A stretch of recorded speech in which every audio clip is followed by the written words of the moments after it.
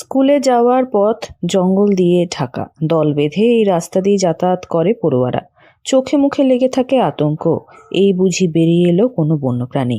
এই ভয় নিয়ে রোজ যাতায়াত করে তারা। এই দৃশ্য দেখা যায় চিলাপাতা জঙ্গল সংলগ্ন গ্রামগুলিতে। বান্দর গুলো বের হয়, ভয় লাগে।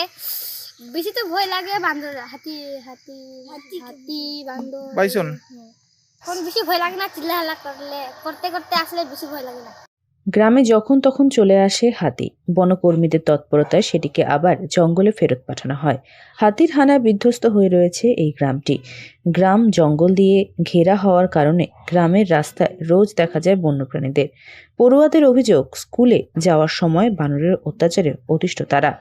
স্কুলে যাওয়ার পথে রোজ একদল বানর ঘিরে ধরে তাদের টিফিনের খাবার নিয়ে যায়। এই নিয়ে পড়ুয়া ও বানরদের মধ্যে ধস্তাধস্তিও চলে। অধিকাংশ পড়ুয়া বানরের আঁচড় পেয়েছে বলে অভিযোগ তাদের।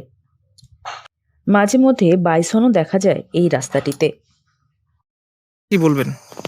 অ্যাকচুয়ালি আমি তো প্রায় মানে বাচ্চাদের দেখি তো এই রাস্তা হয়েই যাতায়াত করতে হয় বা স্কুলে যায়।